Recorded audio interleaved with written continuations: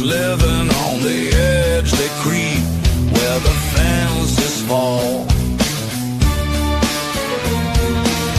where the moonlight paints the wall, hiding where the trees grow tall. You'll hear them crawling through the trees, their strange whispers heard on the forest breeze. On the edge they wait.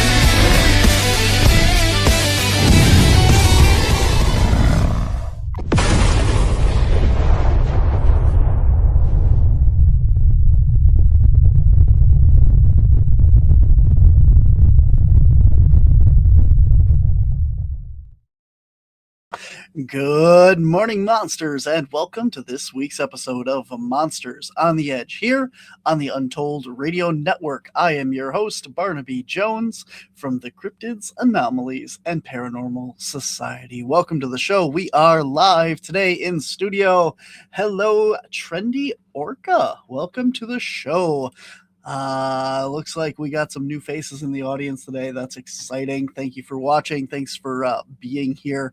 Remember to like, subscribe, and share. And if you have any questions throughout the show, put them in the comments section and we will get to them as soon as we can. Guys, coming up this weekend, since we hopefully have survived this snowstorm, it's still blowing and whipping around out there, but here in Wisconsin, we are under about like 1.5 feet of snow right now when, Friday we didn't have any, but we're getting along with it.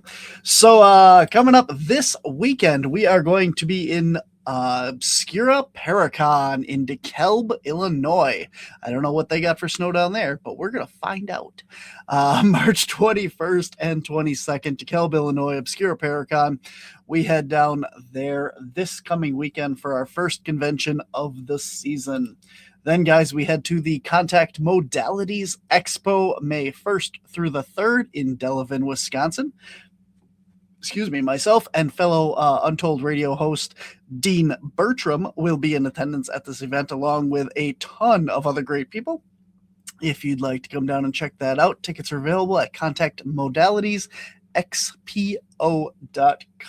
And then, guys, we head to the Cryptids, Anomalies, and Paranormal Convention Saturday, May 9th in Fond du Lac, Wisconsin. My guest today will also be at this event. He's going to be doing a workshop on casting footprints, 10 a.m. on Saturday. So tickets are still available for that, but seating is limited. So if you want to come out and check that out for any of the workshops, get your tickets now. Otherwise, tickets are available at the door for general admission in advance, only $40 or $50 at the door. If you can't make it out in person, we also have virtual tickets, so you can check out all of the presentations at your leisure after the event. We kick things off that weekend, May 8th, with a kids' Bigfoot expedition out into the woods, learn all about the Bigfooting world for kids in a daylight setting with Lauren Smith from Night Callers Radio, Chris McCreary and myself from the CAPS team, and Kelly Milner-Halls, who is a kids' children's book author. It's going to be a great time. And for those more adventurous, we also have a Friday evening Bigfoot hike. Lauren Smith, Chris, myself will be joined by Jay Bachochin, Ken Gerhard, Larry Eisler, and Christina Bloom. Then, guys, June 13th, we head down to Chicago for the Chicago Paranormal Convention in Countryside, Illinois. And I have a presentation talking about Bigfoot at the Brownsville Public Library on June 17th. We have Potographs, Packerland Paranormal Conference, September 26th. Rio Community Library, October 28th. And October 30th, I will be at the Belleville Public Library. There you go. That's what we got coming up this year. Enough about all that silly stuff. Let's get to our guest. My guest today is Dan Nedrelo. Hang on one sec.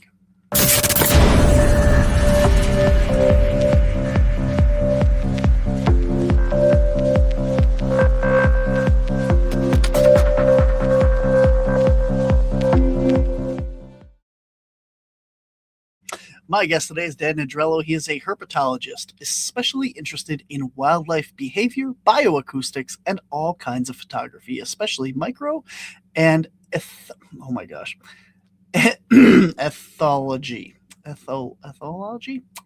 of the natural world. I don't know why I can't say that word today.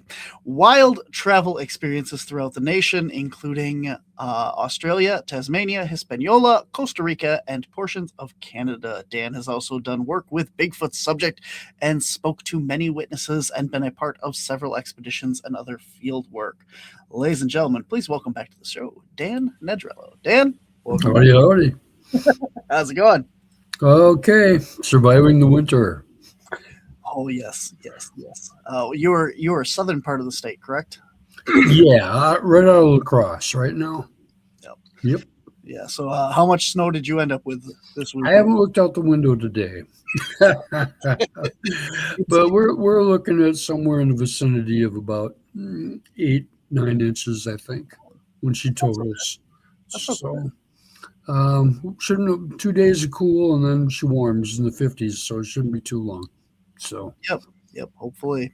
Yeah. It's about a foot out there right now for me, but it's still blowing and it's still whiteout blizzard up here. So I figure it's not worth shoveling or doing anything with it. There you go. Let the temperatures let the warm temperatures handle it. Absolutely. Awesome. Well, Dan, I am excited. You are going to be part of the Cryptids, Anomalies, and Paranormal Convention this year and doing a workshop on casting. That's pretty cool. Tell people what do we got in store for that? Well, basically, I think that there's a lot of different ways to do it. We'd like to do it the right way and preserve as many details as we possibly can. So we'd like to talk a little bit more about maybe watering down the first little coat that goes in and whether or not we're using plaster Paris. And my good friend B. Mills reminded me, hey, there's an awful lot of plaster Paris prints from the past that are still here and maintaining. So if we don't have anything else, definitely use it. But we would certainly like to use UltraCal 30 for those of us who are concerned about bucks. And we've got dental stone, and there's some other hydrocal is another option. So hydrocal is kind of like the middle of the two price-wise, and UCal is 30 is. I think the last quote I saw was like $20 for 100 pounds, but maybe it's 30 by now. Who knows? So I have a real interest in the detail of the foot. So obviously we should do that. Now, the biggest mistake I made was I was in Georgia in 2008, and I saw my very first Sasquatch print, and it was so lightly embedded in the ground that I didn't feel like I had a chance to actually cast it. So I didn't make an effort. And at the time, I think the excitement kind of overran. And had I been thinking a little more wisely, all I would have needed was strips of cardboard to put around it and fill the cast that way. So, as far as other aspects to the program that I'm hoping to include is some of the experiences I've had around Wisconsin, maybe some friends' experiences around Wisconsin, so that we do know that yes, there are footprints to cast, yes, there's presence, and yes, there's a long line of historical events that have happened in Wisconsin regarding these incredible fun creatures that we're looking at and trying to learn more about. So, absolutely. But you are from here in Wisconsin, but you have traveled all over the United States, all over Tasmania and stuff. As we were looking in the bio there, like you've been all over the place researching not just Bigfoot but other animals as well. Right. I was a herpetologist hardcore for nearly 50 years. I've switched now. I'm primarily Sasquatch work, but I'm in the process of putting a book together on reptiles and amphibians of Wisconsin, a smaller book. There's been a recently wonderful, big book put out by a friend of mine, Dr. Josh Kapner. No, I can't pronounce his name. But anyway, that is a very, very, very collaborative, wide-ranging book covering a significant amount of the state. And I would like to have something that maybe we can place in the hands of more people. It doesn't cost quite so much. That is similar, and especially filled with incredible photography, which is my gig. And I nearly got my master's on timber rattlesnake research, so that's where I was. But when I was 10, I got the Sasquatch bug. And by the time I was 14, I had my first experience in the North Pine Woods. We had something hissing like a bull snake, so loud, it was unbelievable. It was absolutely unbelievable. That prompted me to go on to the university, pick up a degree in biology and focus on wildlife. And I ended up as a vertebrate zoology major with a minor in museum techniques. So I'm artistically inclined, and professional photography has been part of my life, everything from model photography to wedding photography to primarily nature, outdoor, and macro photography. So I'm publishing over nearly 200 books and magazines with a lot of reptiles and amphibians, but also scenics and mammals, birds, just wildlife and nature. So I don't have a real good picture of a Sasquatch, and that was a goal. And now, knowing what I know, I'm questioning myself if that is as much a goal as I had before. I did get lucky with a game cam, and we have something that will be on my book, but I'm not sure 100% exactly what it is. But what does it look like?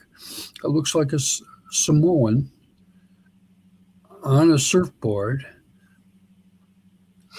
in the wind, but just head and shoulders up, as this individual bent down to look into a 5'3" camera on a property that I studied for over 12 years and had different interactions with. Now, I didn't see, per se, what was there, but I saw footprints and I saw interactions, things that were picked up and moved, statues, chairs, tables. I've had metal screen taken off the leaf ducts off the top of a 10-foot edge of a house and placed gently down below. In other words, all the behaviors we've read about were happening there. I got wood knocks. I've got my famous vocal from there. The first one was a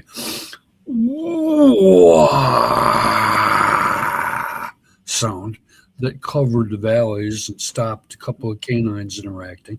And I got backup from friends of mine who are very familiar with Sasquatches, and they basically told me, "Hey, congratulations, you got them, good job." But I never saw the sound maker, so do I know 100%? No, but do I suspect? Well, what else is going on? There's a lot of mysteries, and sometimes we get surprised. And a good one was we were working at a nature center, and we had a deer skull that kept showing up on a big tree stump.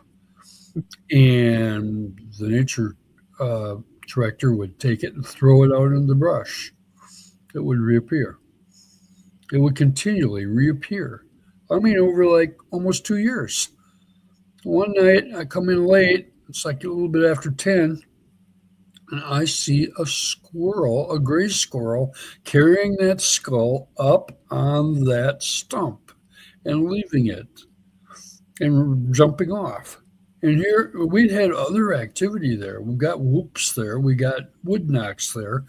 We've had other things happen. We've had some visual claims. And I had a BFRO report there. I was in the BFRO from 2000 2004. But during that time, I could never figure out where they were. It wasn't until 2010, all of a sudden, things started clicking for me, and I started having different experiences. Oh, by the way, I'll tell you a little bit later. Last year was my first day or diurnal visual, and I was speaking in Alabama. And on the 6th, I did my visual on the 9th. And I will describe that a little bit in just a while. Getting back to the squirrel and the location of that nature center, it was in Iowa County.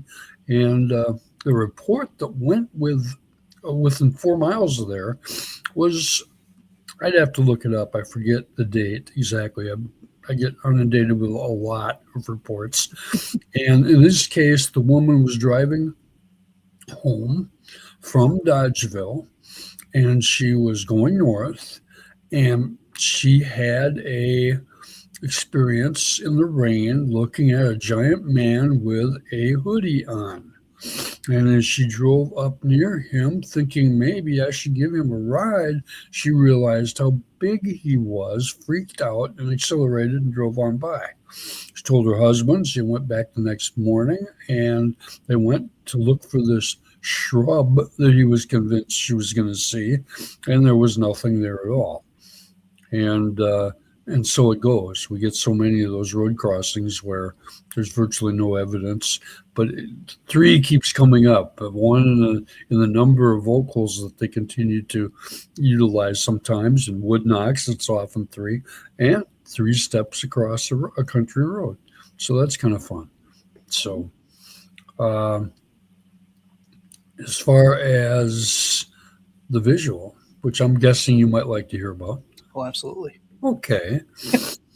I had left the group in Alabama, drove to a new friend of mine. Rick Rellis is in the BFRO. He set me up with a good friend of ours in Tennessee who I met for the first time and got to hang out with him for part of the day. And it was really nice because they all had visuals, 1. 2, one of the most interesting things that happened was he had set his camera up on a tripod in the general area, down along the bottoms. And then he picked it up and he left. And we came back the next day. Here is a replica of the camera and the tripod made out of sticks and some sort of an unusual structure that looked very reminiscent of that tripod. And so that was extremely interesting. He had different interactions with them like I'd had on the property I studied, where they're moving coins around or bricks or rocks or other things. And there were a few vocalizations, but they were very minor. So after working with him, I ended up heading north, driving through Kentucky and Ohio. I took another night and finally got there on the morning of the 9th, or excuse me, in the afternoon, about 5 o'clock actually. I'd left from Kentucky on the morning of the 9th and drove the whole distance. And I was on my way home, and I thought I'm going to stop by and visit some friends of mine, a mother-daughter research team that I'd worked with in the past and had some interesting, I'd seen a footprint and seen other things there. And I got there, and this is ridiculous. I got there, had supper, fantastic as always. Husband is there. He leaves, goes outside. I'm sitting there talking, and we're planning on going to the daughter's home, which is maybe a quarter mile away and or less, and setting out a recorder near the dry run the bottoms, hoping that we can maybe pick up some more recordings, sounds, vocals. And she historically has had footprints in her garden. So so we've got activity there. And I'm sitting there talking to my friend, and the window is 3 by 4 feet. And I happen to be, as I'm looking through the window, I can see it because I'm looking in her direction, and there's blinds on the window. And I noticed the husband outside walking by, but there's something about it that looked quite unusual. And the more I looked and watched, the more amazed I became. It's kind of like if you had somebody in a cartoon looking out a window and you'd have that little cloud over what they were saying or thinking was over them. It would be filled with question marks and exclamation marks as I'm sitting there realizing what I'm looking at. I'm looking at a universal light brick, reddish brown colored individual, lanky, almost like a basketball player, not a lot of detail capable. It's at least 60, 70 feet out. Plus, I've got the problem of looking through the blinds. But it's walking from the right to the left. And I'm thinking, well, it's got to be the husband. And he's going to be coming toward the door. So he's going to be coming in. But I felt real weird about it. And it was very, very graceful. Almost that smooth gliding we hear about. And then I notice as it's walking by some white in the tree. Turns out it's a flowering dogwood, and there are white flowers in the tree. And as it walks by, it's significantly taller than that. Well, how tall are they? That was my next question. I'm thinking this thing's got to be at least 7 feet tall.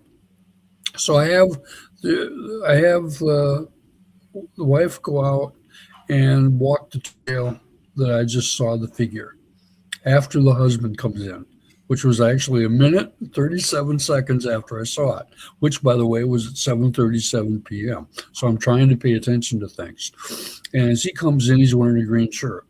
What? And so I'm looking at him and I'm going, who else do you have out here? There isn't anybody here. Everybody's at work. Nobody's on the property. Okay. And I told her, and she goes, yeah, you saw something, didn't you? And I'm like, yeah, I did. And she goes, how can I help? And I said, can you just go out and walk the trail?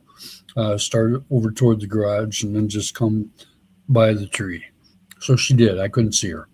She's 5'1". So she came in and sat in my chair. I went out. She said she could see the top of my cap. And that was it.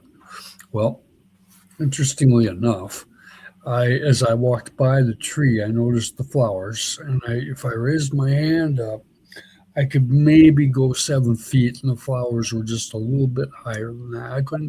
I couldn't touch them, and this was at least a head taller than the flowers, so that I got, I had to be in the 8-foot category. That pretty much precludes any possible human beings, and plus the gracefulness that it exhibited. I can only see it from the hips up, but there were the blinds. I counted them.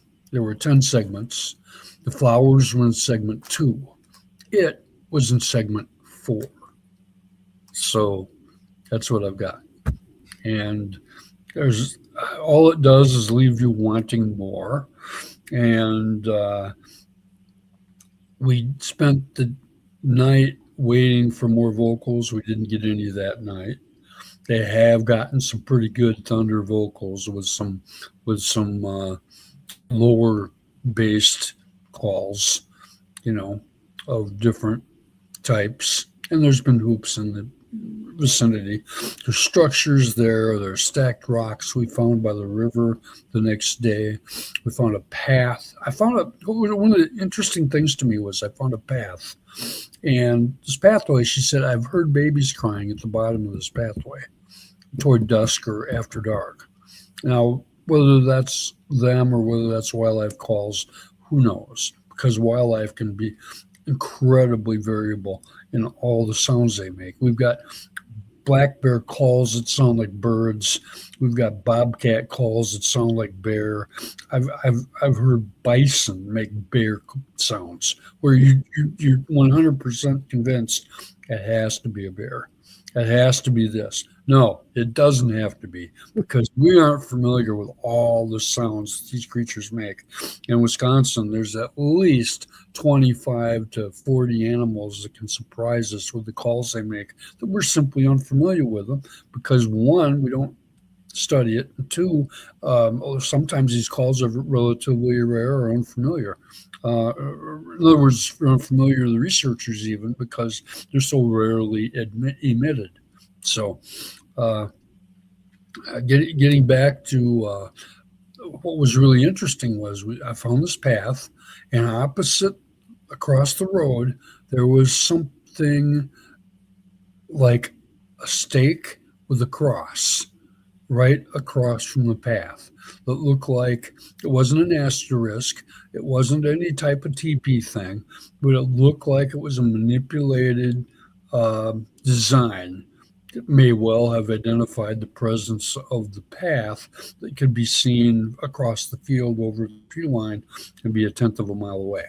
So that was really, really interesting. So that concludes my experience in Indiana on that particular trip. My next field trip that I'll be doing some Wisconsin things, but my next field trip will be down in Missouri. I'll be speaking for the Missouri the Missouri Bigfoot Conference, October 3, and then camping afterwards. And we'll have some pretty cool people down there too, including Brian King Sharp and numerous folks that have really nice experiences, including my partner Shane Carpenter, who's the head of Missouri, Ozark Mountain Sasquatch. He's got something called In the 400, and he's been working on that for years, and we've got numerous prints. So, which leads me to my present. Yeah, exactly. Thank you. Funny how that worked. You sent me things. I show them during the show. Yeah, that's nice of you. A note to future guests. I appreciate that. If you go to the next one right after that, maybe you can, because I'm going to bring That's up which one it is, because they may not be in order. But, oh, no problem. I'll work with whatever one comes I up. was going to say this one was the next one. That's fine. Okay. That obviously looks like a human print. It measures nearly 15 inches long with an extended heel, which is a character of our target species that we're after. There was only one print. Now, this is why it's so important to pay attention to the trail. How did this individual walk? In this case, it was Todd Patrick's work, and he's a known researcher down in Florida. Does an incredible job. He's had a couple visuals, and he's picked up, he told me he's picked up the stink or the odor from the suspected individuals at least 6 times. But that's in like 40 years of work down there. So it's not a real regular occurrence. In this case, so that means when we hit, we really need to extrapolate as much information as we can get, because most people don't hit very often, especially with visuals. So here we have a situation where the track is right in the middle of the trail. That was the only one. During the rest, where's the rest of the tracks? On vegetation where you don't get a print. He followed them, and he followed them quite a ways. Nothing. That was the only print he got. And that tells you a little bit about, do they cover their tracks? Are they very conscious about where they leave tracks? In most cases, with at least adults, it sure seems that way. But we get some freelance teenagers out there that are probably making mom and dad a little angry because of the way that they carelessly drop their trail. And we've been lucky in the 400 because we've had a couple of youngsters with 10 1/4 inch prints drop their trail all over. I was in 23 September, I was fortunate enough to be on site and saw a lot of the tracks that Shane had seen and casted. He'd casted over 30 some from that individual. And then there was another site where it looked similar, like a mother and teenagers and youngster. And so that seemed to be the group associations that they had for that particular location. But I've heard of that. I just got through listening to the Olympic Project fellas, and they were describing the same thing. Big male, not on the scene much, and a lot of activity by mother and offspring, or young siblings, perhaps. And we had the same situation in a clan that was studied long-term in Ohio, southern Ohio, along the river. So we've got a lot of parts, but if we could somehow unite more researchers together to anticipate more information and more collective ideas, I think we'd know even more. So hopefully we're able to do that in time. So thanks on that one.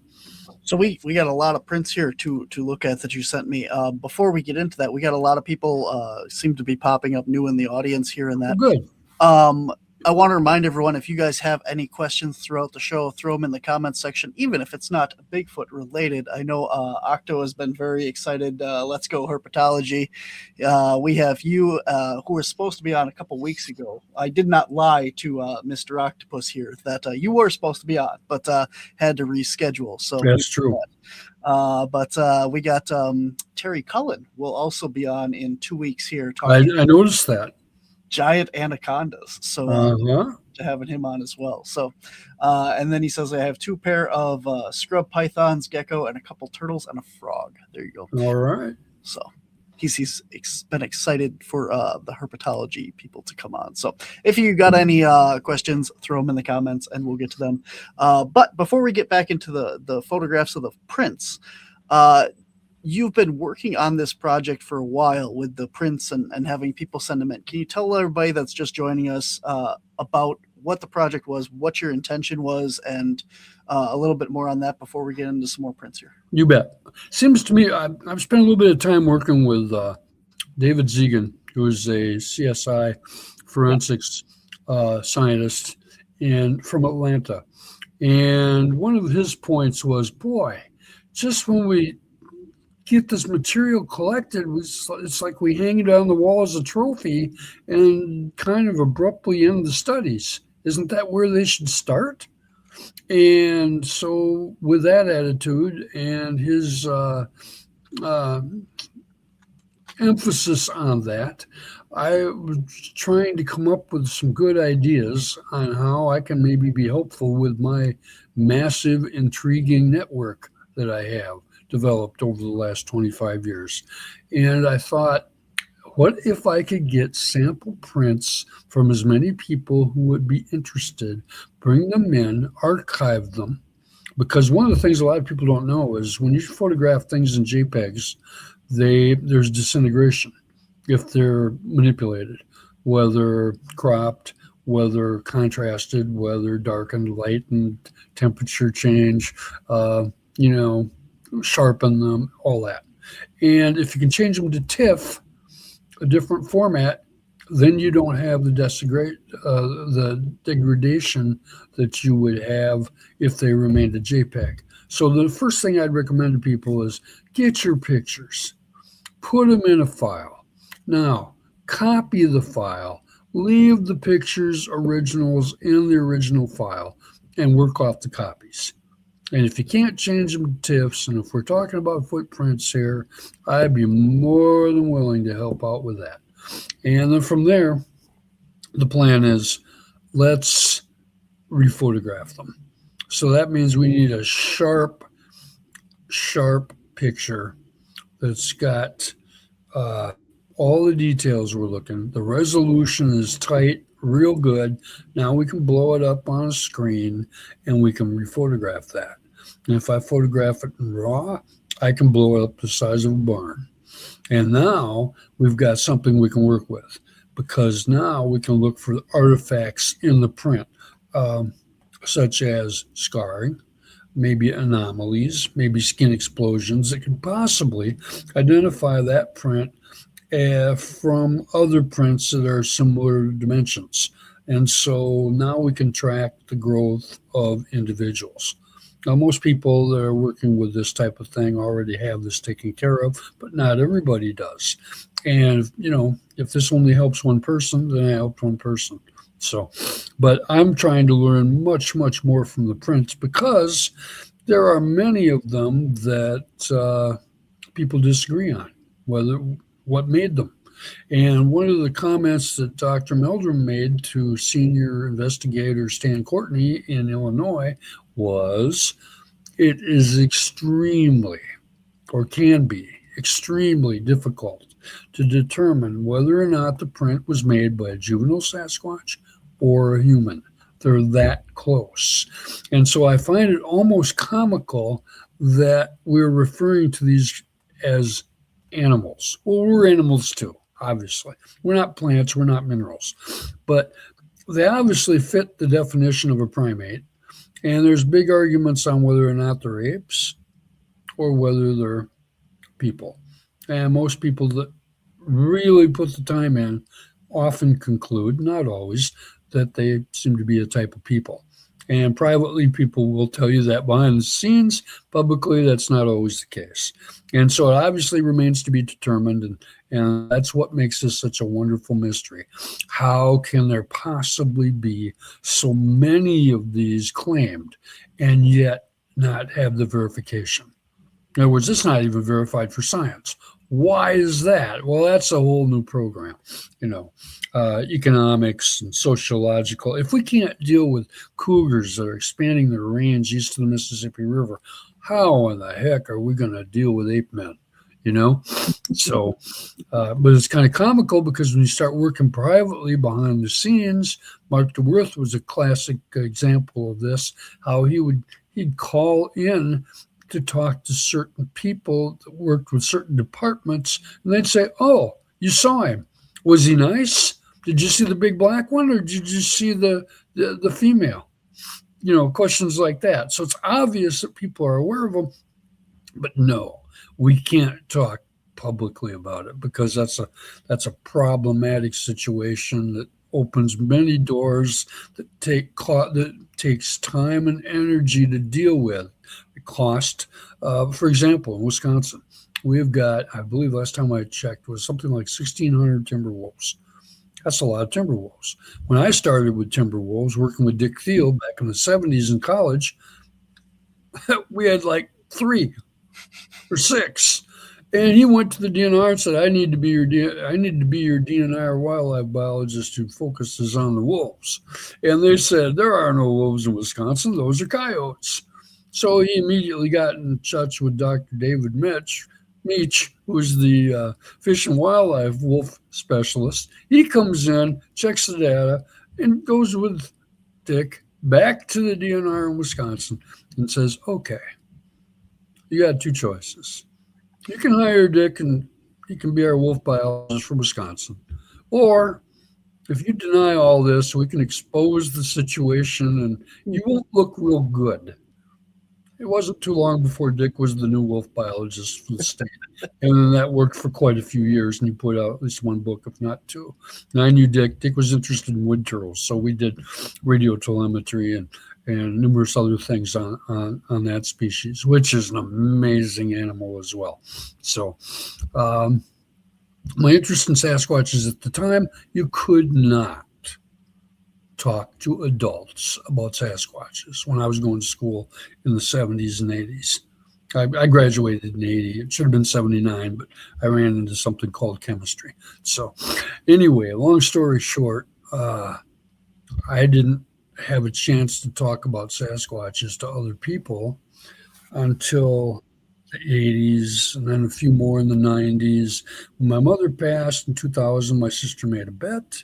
And that was, I'll bet you don't become computer illiterate, and I'll bet you don't network professionally looking to chase the giants.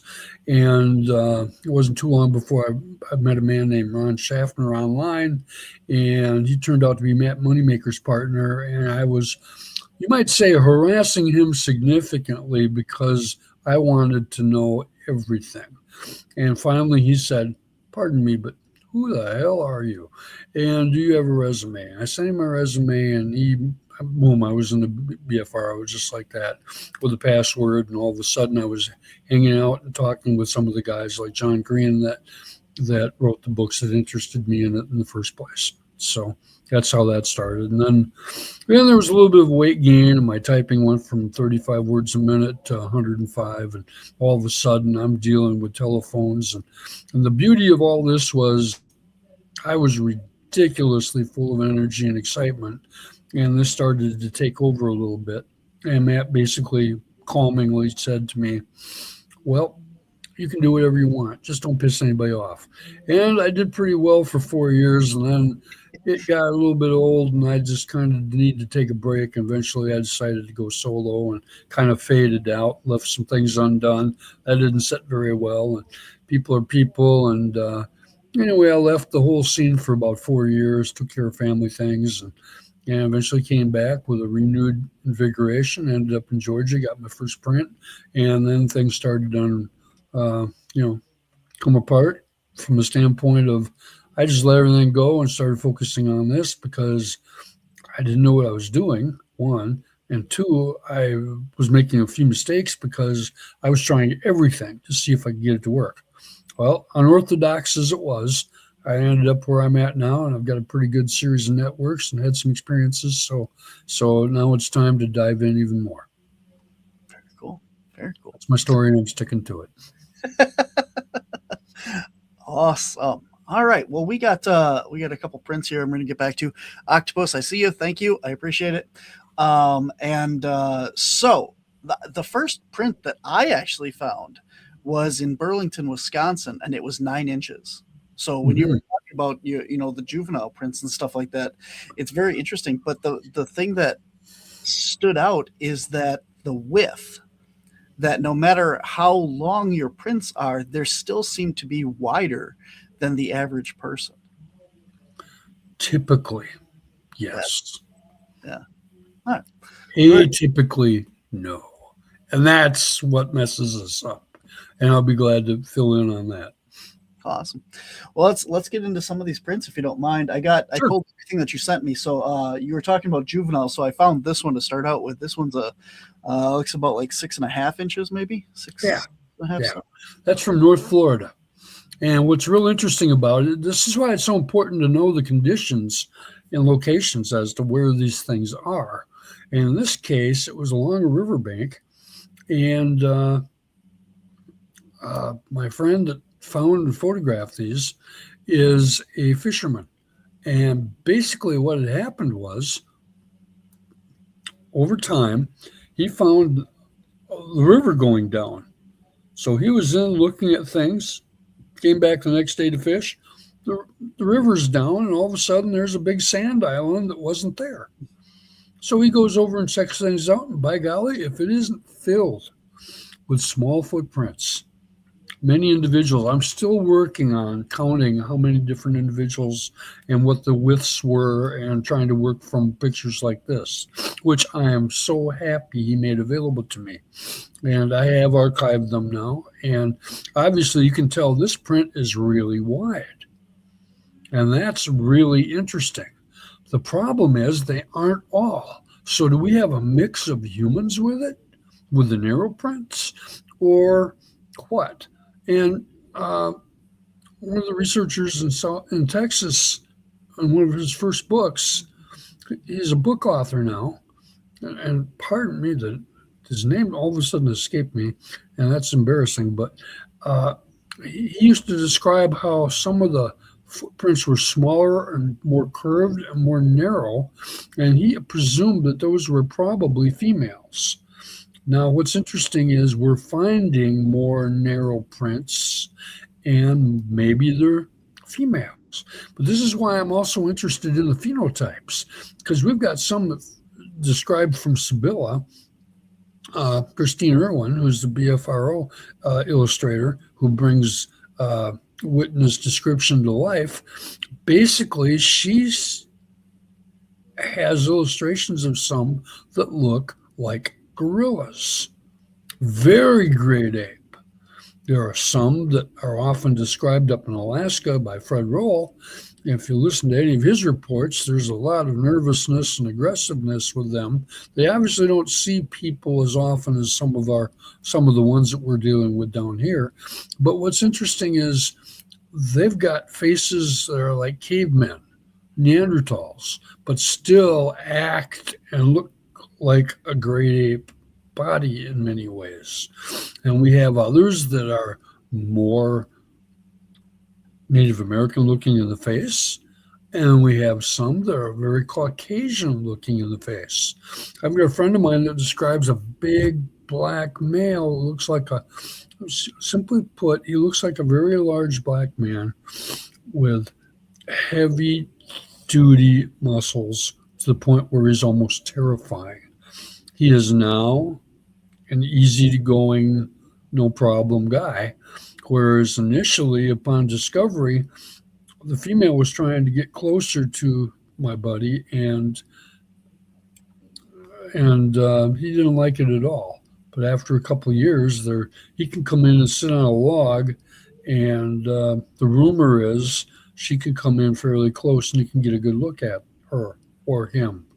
Now, the problem with this is a lot of people in these situations don't feel comfortable taking pictures. And we're really lacking on that. And now with AI, everybody's up in arms. Fortunately, there's still some problems with AI that allow us to tell the differences. But in the future, that may be even more problematic. And currently, I know Doug Heitchek had talked about he's got kind of a guide for separating AI from non-AI. And it would be good with anybody to try to find that. And if I find it, I'll try to make it available as well. I haven't talked to him about it lately, but I'm sure he'd make it available real quick. So is that print not interesting, Barnaby? That's a very nice print, very deep in the back and stuff.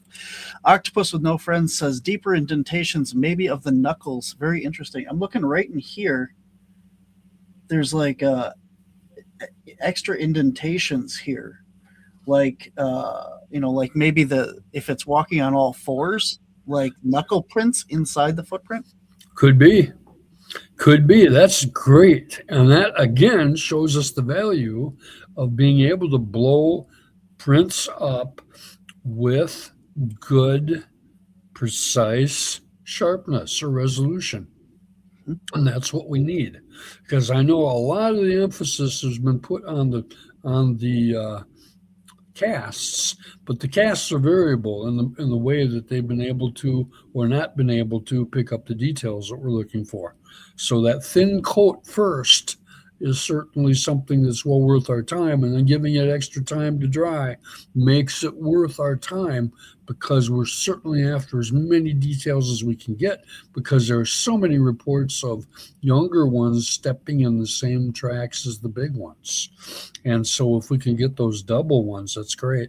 Speaking of double, I've got a footprint that came in from Priscilla Rosamond Davidson. She's got a little Sasquatch museum that's growing in Washington State. And what's interesting about that is it's said to be a double bear print, but it's got Sasquatch look to it. And the big toe is obliterated and can't be seen real well, if that's what it is.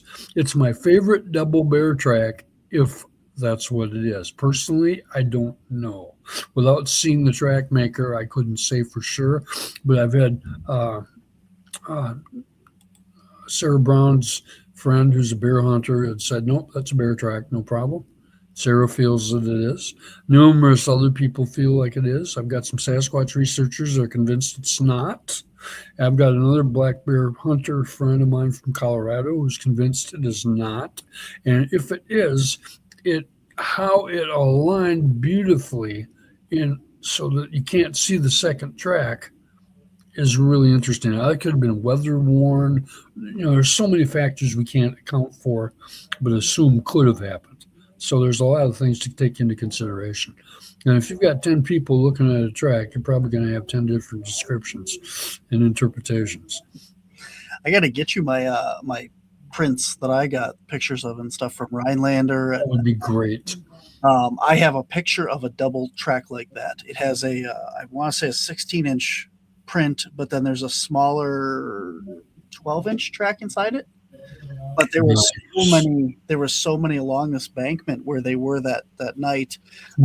3 individuals, and they kind of overstepped the same area quite a bit. So I don't think it was a purposeful thing or anything. It was just having double. But, just kind of a random smash where everybody's going. Mm-hmm. Yeah. Carl says the baby print that he found in Arizona, Meldrum said were human, but they were in the middle of nowhere with no ATV tracks at all and made in the mud from snowman in 40-degree temperatures. Yeah. A lot of children running around in 40 degrees out in the middle of nowhere with no shoes on. Well, that's it. A lot of these swamps, and they'll come in at night and make the print. What kind of parents are we dealing with? I don't think Jeff was perfectly correct on each and every individual situation, but what an incredible man and an incredible loss. Absolutely. This one, the first, well, I don't know if the first one, but one of the first ones you sent me here, this one was interesting. It looks almost like it's got like claws on it. And that is the alleged double bear print. Is it? Okay, that's what I was trying to find. But look how beautiful that lines up. It almost does look like a double heel back here. Mm-hmm. And it very well could be. Very well could be. There's been argument whether is that a big toe on the right or not. I don't know. Could the nails of this individual, providing it was a target species, is it possible that they could be so long that they could make marks on the toes like that? Is that possible?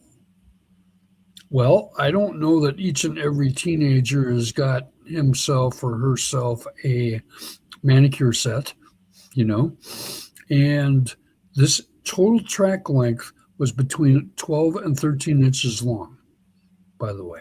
I haven't checked with her father, Ron Roseman, I believe, to find out what kind of track lay there was.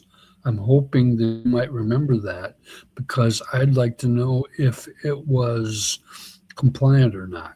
One print in front of another. That would tell us a lot more, because that wouldn't be a bear print. But chances are it is a bear print, but I don't know that for sure. And if it is, it's my favorite one, double bear print. So I'd love to hear what your viewers have to say about that. There you go. Let us know what you think. Put them in the comments section. We are live here. It's very interesting. It looks like claws. Well, it does, and that's the first reaction people have.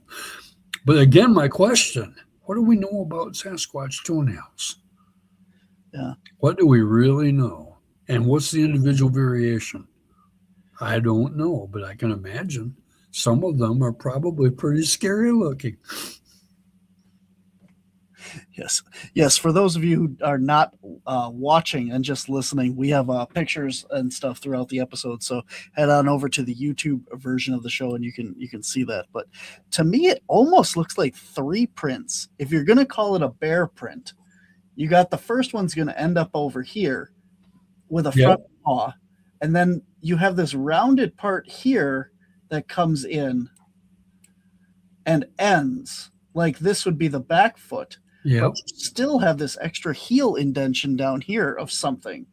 So is that a third print? It certainly doesn't have the detail. It certainly provokes a lot of questions, and most people probably wouldn't even notice that. Good eyes, Barnaby. You see, it comes down and curves inward here. It does. For no reason at all. Like, that's a weird place to have an inset in the heel of a foot. Like, it's definitely like another whole chunk of that foot. Well, we certainly didn't get an obvious detail, and it's just interesting to see. Most people go with a double bear print, but not everybody. And my questions are, of course, why? And I've never seen a double bear print like this one before, so I find that especially intriguing. And it's quite wonderful because it provokes more questions, and that's what we're after. It definitely does. That's the problem with this stuff. You don't get anywhere with it. You just get more questions. Yeah. Oh, that's a great print. I don't know what the hell it is. So now what? Well, accolades to Priscilla Rosamond Davidson. She's working with me on my project, and I am just very, very appreciative. And any way you can support her and her work, please do. So There you go. I'll also be working with Tanya Kordek, who's working in the Oklahoma Museum. Eventually, over in Bailey, Colorado, and David Becara down in Georgia, and a number of other folks that are interested. Eventually, I'll be in contact with. This is from Samantha, and she had sent me this quite some time ago. And this was, I believe, a 14-inch print from Australia. And she felt very comfortable. This was not human. And that's pretty much all, as far as it got. And she's working with horses now and not having any trouble with big hairy fellas. And but they continue to have reports there. And as I get more time, I'm going to be involved with more Australian folks and trying to make comparisons and work on the project with them as well. So Now this one is kind of interesting. It kind of lends me more towards a person as well. But you can see here like that mid-tarsal break here, yeah, where the foot is separated because you have this nice flat indentation in the back, but you have this where it's pushed deeper in here and pushed up, which to me would indicate that the foot is flexing and pushing off in the ball of the foot area right here. Exactly. Something interesting that has come up recently too is there was a study in one of the journals of anthropology that talked about a 398 or 400 people study where 13 was it 13? One, no, it was 1 in 13 people have a mid-tarsal break. Mhm. That's interesting. So there's variation in our human foot. Well, I would expect we'd have individual variation in the target species, but I call it a target species complex because I find it very hard to believe that the gorilla types and the Neanderthal types and the human types are all of the same population. Now, I understand how it works with dogs. You've got one species with everything from tiny little lap dogs to wolf-like dogs, hunting dogs, hounds, et cetera, but you can also have different species of sparrows or serpents that look very closely related that aren't at all. So, until we refine our DNA and understand and learn more from the samples that we get, I guess we're where we are. Absolutely, yeah. Flat Rock Land, Bailey, Colorado is Jim's Sasquatch Museum. Yep, exactly. Kim says Bailey is a hotspot. I actually was to the museum, and I actually, not too far from there, is where I got a picture of what possibly is a Bigfoot standing by an outbuilding. So, Really? Yeah. If you don't mind making that available someday, I would love to see that. It's on the CAPS Facebook page from a while ago, several years ago. But Great. It was very interesting because I stopped at this like overlook, and I was just taking a bunch of pictures, and I sent them to my mom because I was just sending them, and stuff. Sure. And Want to archive them? Yep. yeah, and she goes, "Did you mean to take a picture of the Bigfoot?" And I went, "No." And she goes, "Well, there's a Bigfoot in that picture, I think." And I'll see if I can pull it up here quick, but my files is slow loading. But yeah, that's pretty interesting. I'll pull it up in a second here. Yeah. No, I don't want to keep you. We're at the end of the hour. We're more than welcome to keep going if you'd like. There's a lot more pictures and stuff. Otherwise, Sure. Okay. Your call. I'm good. I'm just hanging.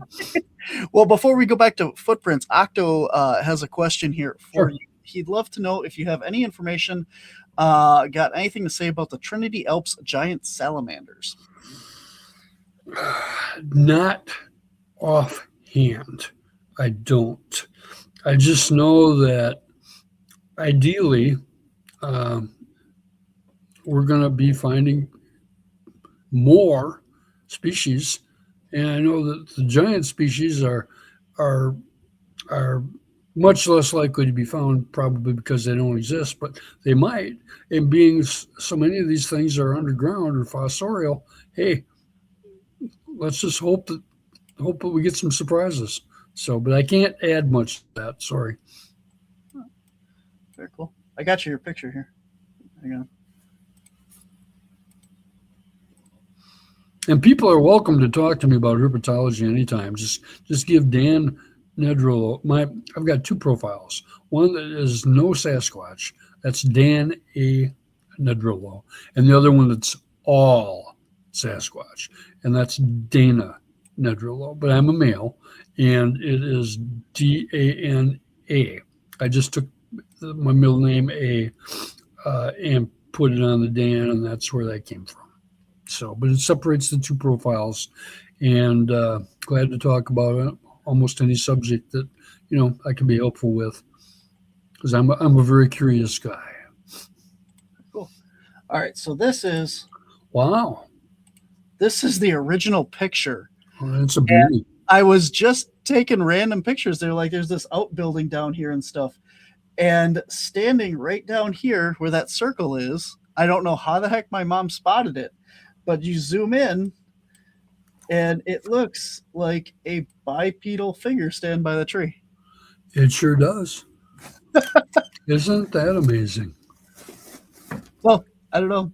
That was not really close to Bailey, Colorado, but it was on the outskirts of that, heading towards Utah. Well, it reminds me of a report that I got along the Wisconsin River in the bottom of Crawford County years ago. I basically had in one of my reptile programs afterwards, I asked my audience, if you all have seen anything unusual that you don't understand, whether a cat or bear or other things I couldn't identify, I'd be glad to talk to you about it. And so basically I had a 6th grade girl come up to me afterwards, and she said, well, my dad had an unusual experience. What was he doing? Plowing. And he saw a shrub along a small tree along the field that wasn't supposed to be there. So he drove his tractor over there, and it jumped up and ran away on 2 legs. Do you have any idea what that might be? And I said, yeah. Can I talk to your dad? So, and those reports continue to come up. And, if these guys are governed by environmental law, just like our bear and cougar and wolves and us, it only makes sense that we would find more small tracks as their population apparently goes up. So let me ask you this, devil's advocate here. What is the point of looking at these footprints? I mean, do you think that after all the casts, all the footprints, and all the stuff that we've gotten on this nature, we haven't proved this species exists on a scientific level yet? So why should people still be looking at them? What is the importance of all this? What have we got that's more sound information than them? 1. 2, how can we differentiate their foot from ours? Can we in every case? And that alone tells us if we're having 1/8 of a time separating their print from ours, how closely related to us are they? That changes the whole atmosphere, because now you're looking at arguments between anthropologists and biologists, who, by the way, are not trained in primates.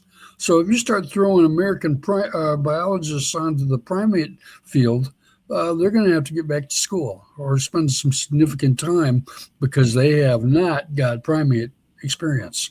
And the anthropologists are probably a little bit out of their league because of we're dealing with somebody who's not especially interested in following the design of social structure that we employ, And then you can get into all the historical aspects of how we treat people and all the, now you've got a public that wants, well, they have their rights too. And all of a sudden things are a little out of hand. So it gets very complicated. Getting back to the foot structure, I think that that's a great question that probably couldn't be honestly answered to the satisfaction of everybody. But in my case, I think it lends credence to more about the chance to answer the questions that I have that others I would think might have. Twice I asked Dr. Meldrum, what's the longest cast that you have that you consider significant or verified? He said 19 inches. He did not have a 20-inch cast. How many 10-foot reports do we have? Tons of them. How difficult is it going to be to get a 20-inch cast? That seems ridiculous to me. Well, and the more you learn about how they are careful with where they put their prints. I've got reports of them dragging branches behind. I've got reports of them moving primarily in precipitation so that the prints are much likely to be there less and get washed out by rain or covered by snow. I've got reports of them dragging their feet like a skier in snow to minimize the detail, One of the first experiences I had when I went to Oklahoma in 2001 was we found prints. The goal, cast them in the morning light. Get up in the morning, somebody rubbed them out. They're gone. So, and you'd mentioned you'd been in Bailey. I have also as well. And what was interesting about that was a vocal, which I'm going to be once I get the tracks going and get great representation, and people are mailing me footprints now daily, which I am really enjoying, and that's starting to really build the baseline. But I want to do the same thing with audio. And of course, we have David Ellis, who's doing an incredible job with numerous other people on that. But I'd like to get my fingers dirty in that too, and so I'm hoping to set out sound recorders in about 10 counties, get some general, if I get 1 or 2 or 3 responses out of the 10 counties, then I'll have a better idea of where to go and set up more sound recorders, and then continue that process until I get a better idea of where the hot spots might be or might not be and when. So, and what did I hear in Colorado? A 2-tone whistle. I was out with Robin Roberts, who was with the SIR, Sasquatch Investigation of the Rockies, under Michael Johnson. And what was interesting, this was 2018. What was interesting was her husband had done this whistle all day. And then at night, when we were hunkering down, I heard that whistle from the woods. And that was really, we had a pretty good account where everybody was. Could it have been a person doing it? Yes. Was it? I don't know, but I like to think not. So I've heard that from other researchers, like when they go into their, standard research area, they'll do the same whistle every time. And it kind of like a signature whistle. Yes, yep. That that this is me, that I'm coming to the area and stuff like that. So when I did my second habitation back in 2002, I was working with a woman who was very limited physically in Virginia, and she had her signature whistle was Que Sera Sera, and we were able to record the family imitating it as well. We had a 17-inch print, 14-inch print, 12-inch print, and a 7-inch print those years back then. And she was able to see them from time to time and get a few pictures. And there was a lot of interesting things happen. But I began to realize we are really dealing with something that is kind and gentle, at least in some cases. And again, if they're like people and our people, you'd expect a variation in behavior and attitude and interactions. So, and I don't know about your network, but I don't have I'm not missing very many people in 25 years that got hurt or killed from these things. I mean, we have people doing crazy things. I was just listening to Fred Rail last night up in Alaska. He's got like 275 or more reports, and I've listened to every one at least once, and some of them 2 or 3 times, trying to isolate on behavior.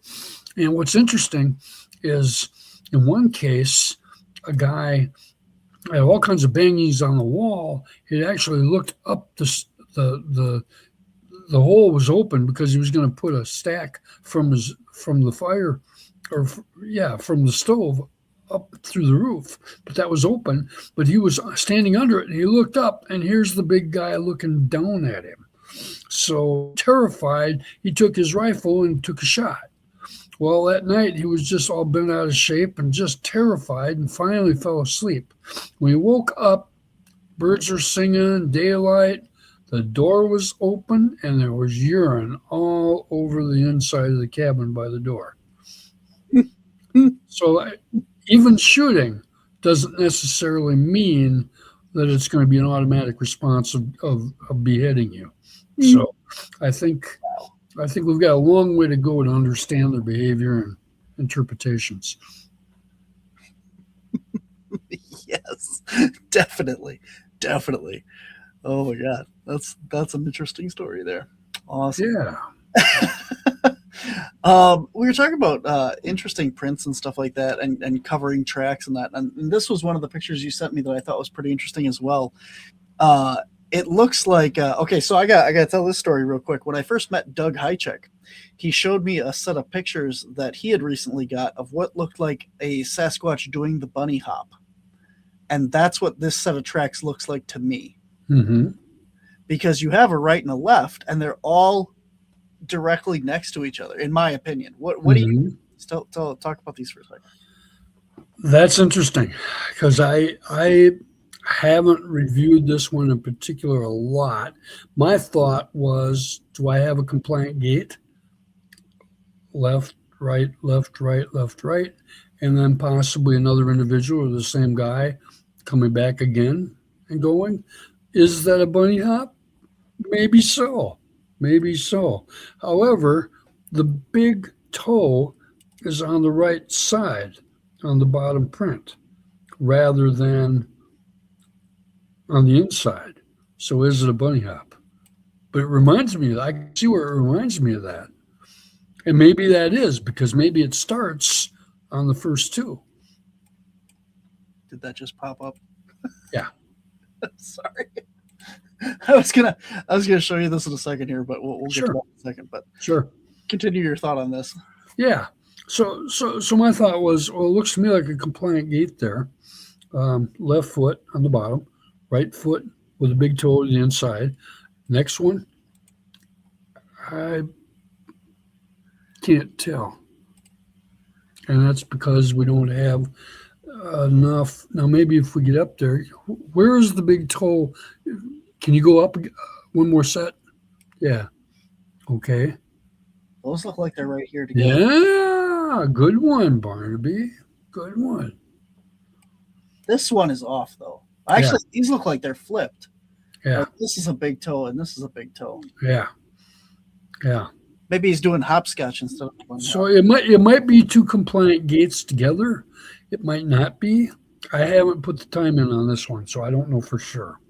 All I know is that the question, the typical response to this was, those are human footprints. And those of us who know otherwise don't believe that at all.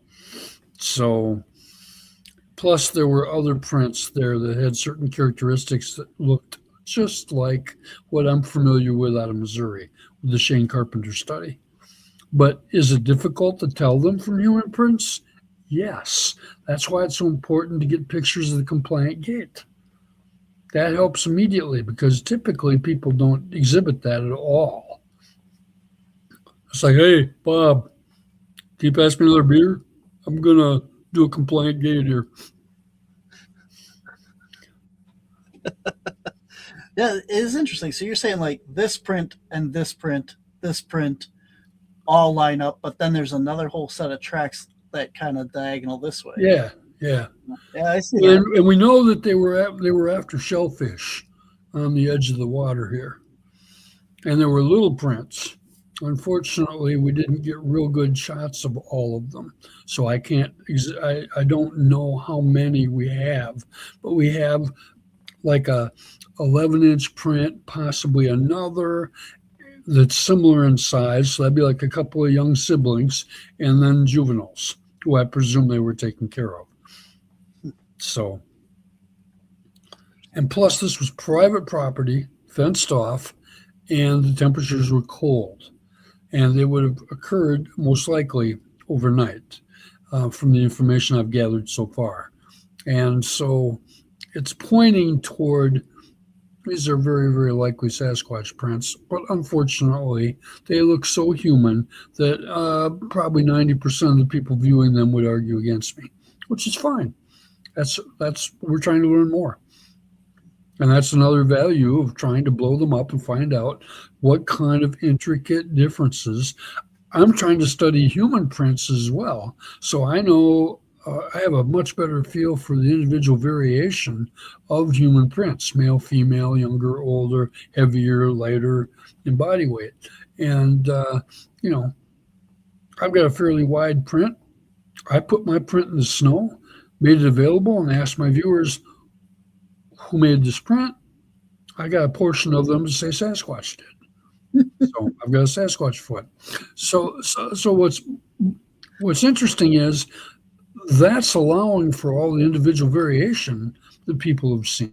Now I'm not trying to trick anybody. I'm just trying to learn and trying to do it in a good quality way and back everybody up. And we aren't all going to agree. We just aren't. And we all have different opinions on so much. That's wonderful because we can grow and learn from that. So my philosophy is just to be as helpful as I can and help people along the way as they've done with me. These are the ones that I was going to bring up and show you. These are in the snow, the ones that we got. Oh, nice. And you can see there's this whole set of tracks that go across, and they are melted out. So they're not good, right, clean tracks. But what's really interesting is, all the tracks that we're looking at go 1 foot in front of the other, right? As you're walking straight line. Mm-hmm. These are wider than they are long, as if they're sidestepping all the way through. That's interesting. So, again, they'd be wider this way than they are this way. Huh. You can see there's a whole line of tracks. They went all the way across the property. Yeah. Or across the snow area here. They disappear under the tree line because there was no snow. But we were able to track them. And there's obviously 2 of them in this one picture here that kind of split off. Yeah. Again, they're wider than they are long, even though that they're melted out. What year was this? 2021. Okay. And can I ask what county? Menominee, Michigan. Okay, Menominee, Michigan. Very cool. Well, I don't think we're hurting for Sasquatch activity in northern Wisconsin or the UP. That's for darn sure. One of the things I thought I'd do when I do the track casting too is I thought I'd bring some photos, including mine, of the game cam. So you'll get to see that, and others will as well. I just keep that offline because you know how safe and honest some people are. The different phenotypes are really interesting. And I had a fellow who was a retired police officer who was visiting his grandfather in northern Michigan, not the UP, but northern, below the locks there. And he ran into something that was about 8 feet 4. He guessed over 800 pounds and looked very, very gorilla-like, but yet had human characters as well. High degree of intelligence, as primates have. So I'll bring that along as well. He's given me permission to work with it. And but it had 5 foot wide shoulders and stood about 8 foot 4. And he said, the largest man that I've had to operate with, and I won't go into details, him being a policeman, was 6'8", 447 pounds.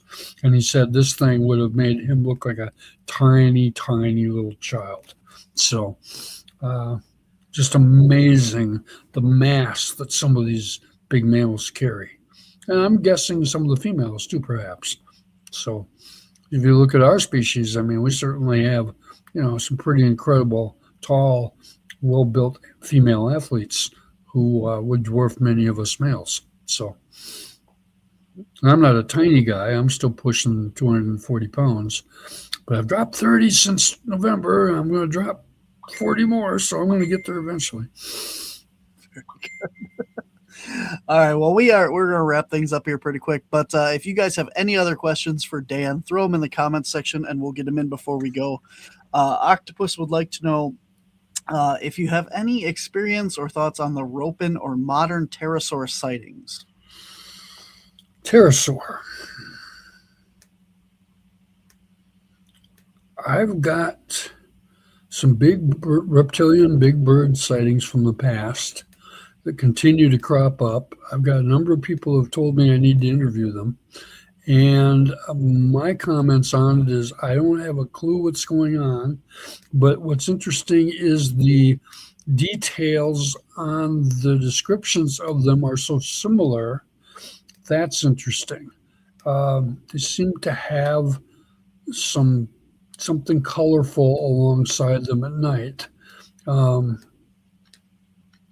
But I don't have, to be perfectly honest, I haven't spent much time in that category for quite some time, but I am interested. And if anything develops, I would like to connect with you and we can talk more. So please feel free to friend me and let's continue more questions and answers. And maybe we can find some things together. So intriguing. Thank you. Let's see. We have your LinkedIn link on our show notes for anybody that's interested. There's a lot of articles and stuff that you've written on there. Dan Nedrelo photo on Twitter, as well as Dana Nedrelo's profile in the show notes as well for anybody that would like to get in touch with you and share some thoughts or anything. So, and a couple of groups people might be interested in include Wild Man Literature.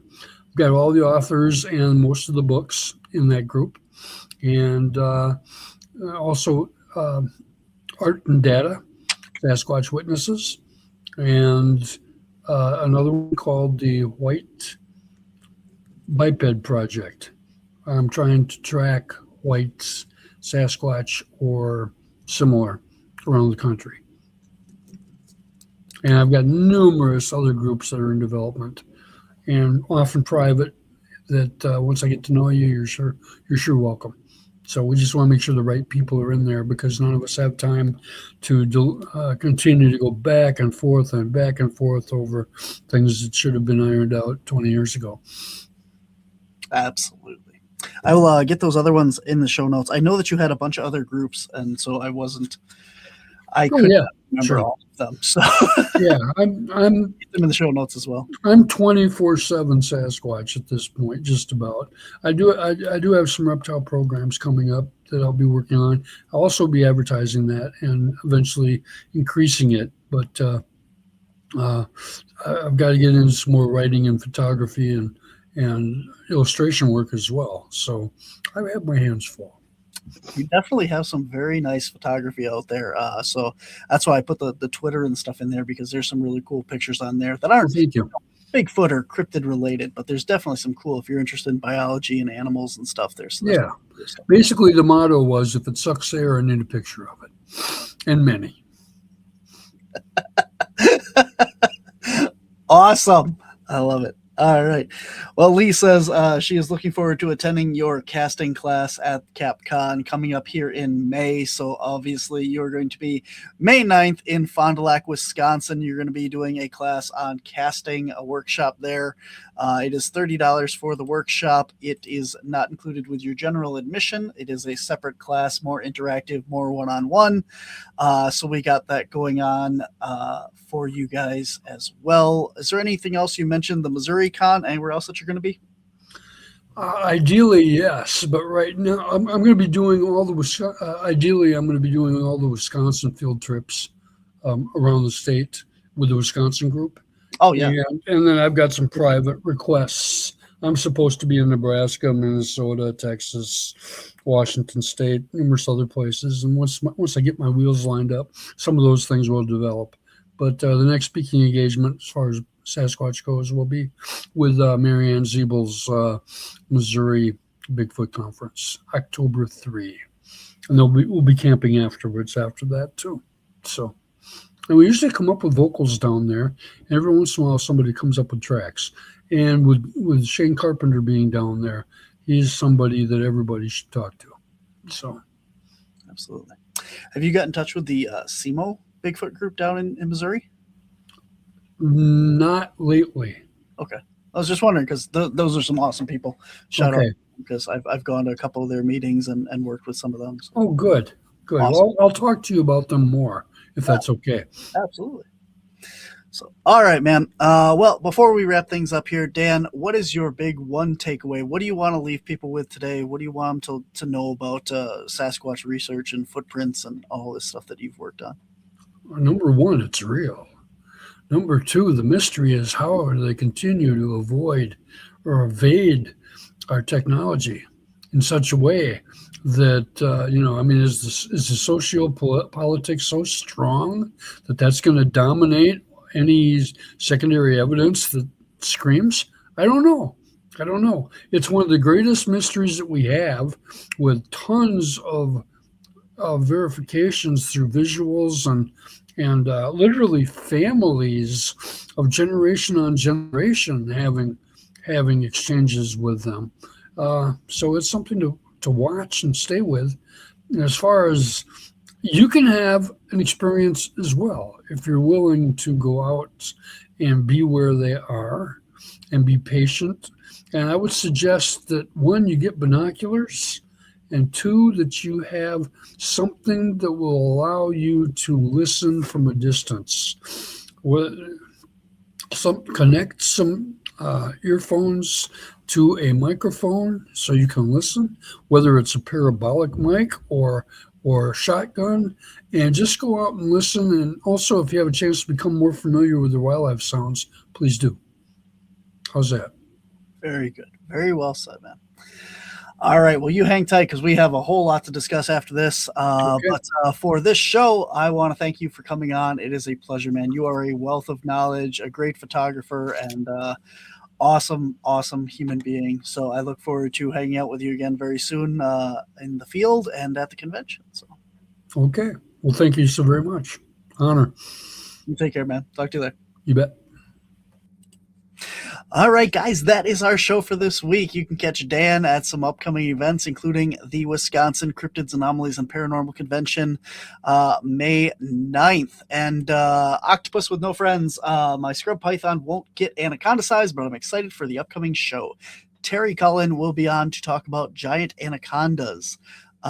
Coming up March 30th, it will be a live show. This coming Monday is going to be pre-recorded. It is with Jay Bachochin from Wisconsin as well. So Jay Bachochin is next week. That one is pre-recorded because I will be coming back from Obscura Paracon. And then after that, we have Terry Cullen will be joining us live to talk about giant anacondas and the Minnesota Iceman, and along with other things that he has researched and done work on. So it'll be a great show. All right, guys, that is it for this week. Thank you guys for all tuning in and enjoying today's show. Thanks for all the great comments and questions in the comment section, as always. So make sure that you like, subscribe, and share all things here on the Untold Radio Network. And if you want even more Dan Nedrelo photography and Bigfoot and herpetology, head on over to all of his links in the show notes as well. Check that out. Send him a friend request if you have any footprint pictures or footprint casts. Send them his way as well. Help a guy out, man. All right, with that being said, thank you for tuning in. And until next week, I'll see you on the edge. Take care.